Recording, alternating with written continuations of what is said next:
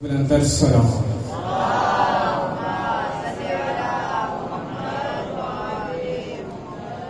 أعوذ بالله السميع العليم من الشيطان اللعين الرجيم بسم الله الرحمن الرحيم الحمد لله الذي جعلنا من المتمسكين بولاية أمير المؤمنين والصلاة والسلام على سيد الأنبياء والمرسلين سيدنا ونبينا وشفيع ذنوبنا وطبيب قلوبنا مولانا أبي القاسم محمد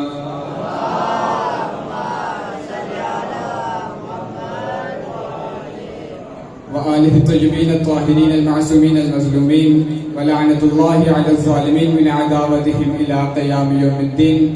أما بعد فقد قال الله تبارك وتعالى في كتابه المجيد وفرقانه الحميد وقوله الحق وقوله الأحسن بسم الله الرحمن الرحيم وقفوهم إنهم مسؤولون. سلام.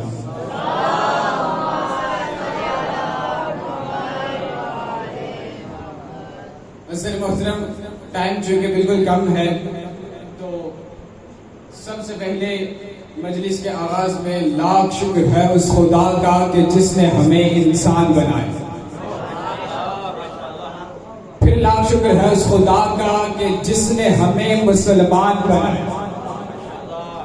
اور لاکھ شکر ہے اس خالق کائنات کا کہ جس نے ہمیں محمد جیسا نبی عطا کیا. پھر لاکھ شکر ہے اس خالق کائنات کا کہ جس نے ہمیں محمد نبی کے بعد غیروں کے در پہ بھٹکنے نہیں دیا بلکہ علی جیسا امام عطا کیا.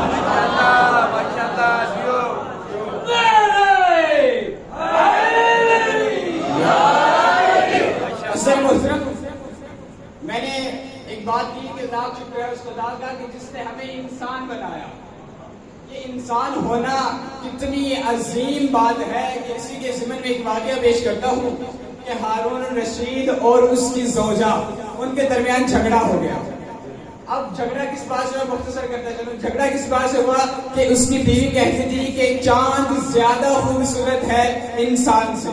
وہ کہتا تھا کہ انسان زیادہ خوبصورت ہے چاند سے. اب جھگڑا ہوا. وہ ایک دوست بندہ تھا, اس نے کچھ علماء رکھے ہوئے تھے, درباری علماء. اب اس نے جو ہے نا اپنے علماء کو طلب کر لیا. اس نے کہا کہ دیکھو اس مسئلے کا حل بتاؤ مجھے اور دلیل کے ساتھ بتاؤ, بالدلیل بتاؤ. اب علماء کو تو اپنی جان کی فکر پڑ گئی کہ حاکم وقت ہے اور اسی کا کھاتے ہیں, اگر جواب نہ دے سکے تو. اب یہ سبھی پریشان تھے کہ ایک دفعہ حضرت بہلول آئے.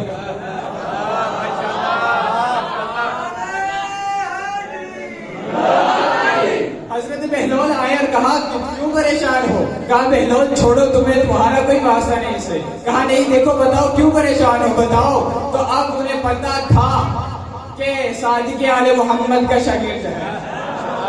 انہوں نے اپنا مسئلہ بیان کیا. کہا دیکھو یہ مسئلہ ہے, یہ بات ہوئی ہے, اب اس پہ ہمیں دلیل چاہیے. تو بہلول نے کہا دیکھو میں بتا سکتا ہوں, اس پہ تمہیں دلیل کے ساتھ بتا سکتا ہوں, مگر میری ایک شرط ہے. اب انہوں نے فوراً کہا بہلول بتاؤ کیا شرط ہے؟ کہا دیکھو مغرب کی جماعت میں کرواؤں گا اور تمہیں اس کا جواب دلیل کے ساتھ دوں گا. اب مغرب کی جماعت ہوئی. حضرت بہلول مصلی میں آئے اور پہلی رکعت میں الحمد کے بعد حضرت بہلول نے تلاوت شروع کی. کہا والتین والزیتون وطور السنین وہذا البلد الامین لقد خلقنا القمر فی احسن تقویم.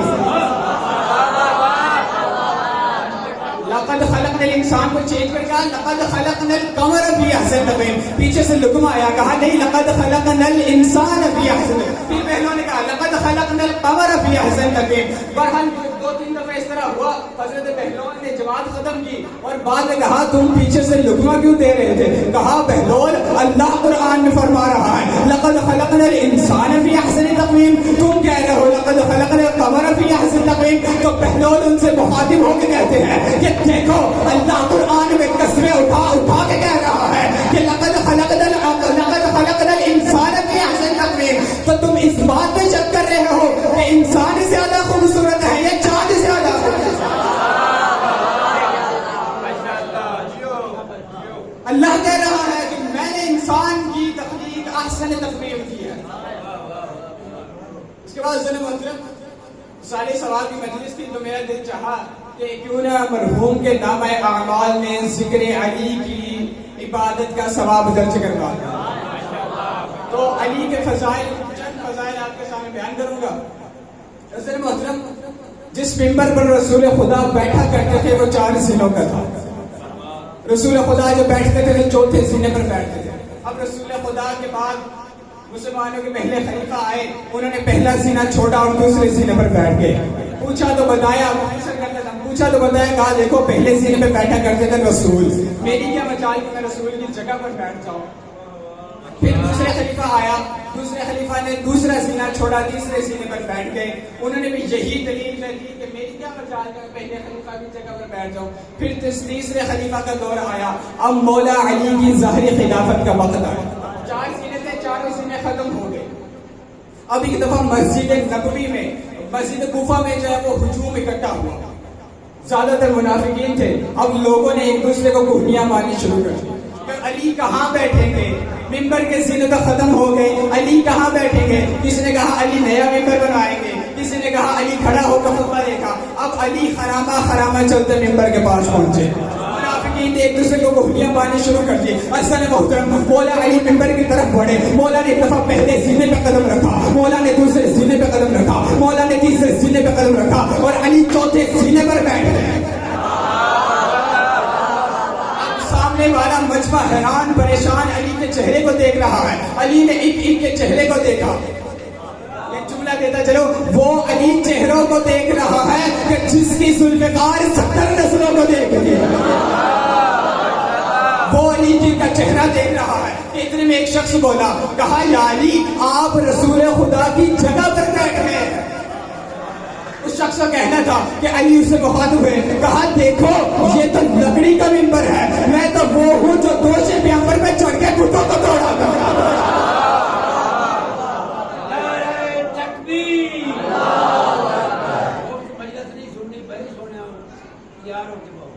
نعرہ تکبیر، نعرہ رسالت، حسینیت، یزیدیت، محمد والے محمد دشمن سے لعنت، سلیمان نعرہ حیدری، نعرہ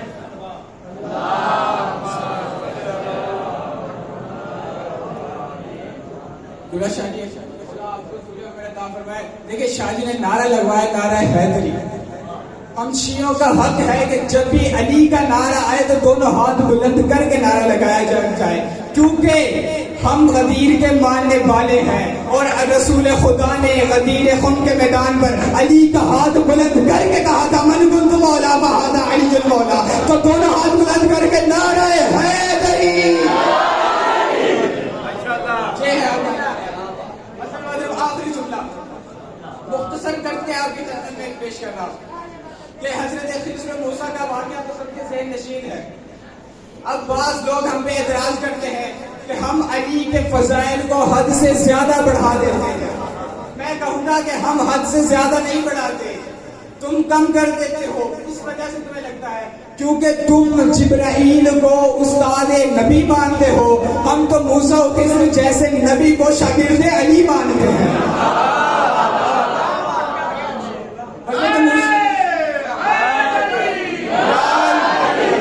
حضرت موسیٰ اور خضر کا واقعہ سب کے ذہن نشین ہے. بس آخری جملہ، حضرت موسیٰ اور خضر جب جدا ہونے لگے تو دریا کے قریب تھے. آخر گفتگو چل رہی تھی کہ ایک پرندہ آیا، اسی دریا سے ایک قطرہ لیتا ہے اور مشرق میں جاتا ہے، وہاں چھوڑ دیتا ہے، پھر واپس آتا ہے، ایک قطرہ لیتا ہے، مغرب میں جاتا ہے، وہاں چھوڑ دیتا ہے، پھر ایک قطرہ لیتا ہے، آسمانوں کی بلندیوں میں جاتا ہے، وہاں چھوڑ دیتا ہے، پھر ایک قطرہ لیتا ہے، وہیں سے لیتا ہے، وہیں رکھ دیتا ہے. اب حضرت موسیٰ حضرت خضر سے کہتے ہیں کہ یہ کیا ماجرا ہے، یہ پرندے نے کیا کیا ہے؟ اور حضرت خضر خاموش ہے کہ جو خاموشی کے عالم میں تھے کہ ایک نوجوان وہاں سے گزرا اور حضرت موسیٰ خضر سے پوچھتا ہے کیا ہوا؟ اور حضرت خضر اور موسیٰ کو چاہتے ہیں کہ دیکھو یہ پرندہ آیا ہے، اس نے ایک قطرہ لیا مغرب میں چھوڑ دیا، ایک قطرہ لیا مشرق میں چھوڑ دیا، ایک قطرہ آسمانوں کی بلندیوں میں چھوڑ دیا، اور ایک قطرہ وہی سے لیا وہی چھوڑ دیا. اب اس کی علت ہمیں معلوم نہیں. وہ نوجوان کہتا ہے کہ دیکھو میں تمہیں بتاتا ہوں کہ اس نے جو ایک قطرہ لیا ہے یہ بتانا یہ چاہتا تھا کہ تمہارے بعد ایک نبی آئے گا، ایک آخری نبی آئے گا کہ جس کی رسالت مشرق سے مغرب تک ہوگی اور جس کی رسالت آسمانوں کی بلندیوں پہ ہوگی. اور یہ کہہ کے وہ نوجوان خاموش ہو گیا. بتانا یہ چاہتا تھا کہ ایک نبی آئے گا کہ جس کی مشرق سے مغرب تک اور آسمانوں کی بلندیوں میں اس کی رسالت ہوگی. اب وہ خاموش ہو گیا. اب حضرت خضر پوچھتے ہیں دیکھو اس نے ایک اور کام کیا تھا، ایک قطرہ وہی سے لیا وہی رکھ دیا، اس کا تو تم نے بتایا نہیں. وہ نوجوان کہتا ہے کہ دیکھو یہ پرندہ تمہیں بتانا یہ چاہتا تھا کہ اس نبی کا ایک وسیع ہوگا کہ جس کا علم تمہارا علم جس کے مقابلے میں ایسے ہی ہوگا جیسے دریا کے مقابلے میں ایک قطرہ ہے.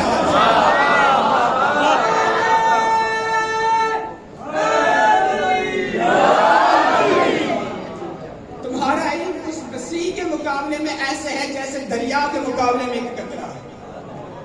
اب خدا کی قسم ذرا متوجہ ہو گئے، آخری جملہ اب ذرا متوجہ ہو کے سنیے گا کہ وہ نوجوان خدا کی قسم قیامت تک ہمیں پتہ نہ چلتا کہ وہ نوجوان کون تھا اگر مولا علی منبر کوفہ پر بیٹھے یہ نہ فرما دے انا معلم خضر و موسیٰ، ارے موسیٰ اور خضر کو تعلیم دینے والا میں علی ابن ابی طالب.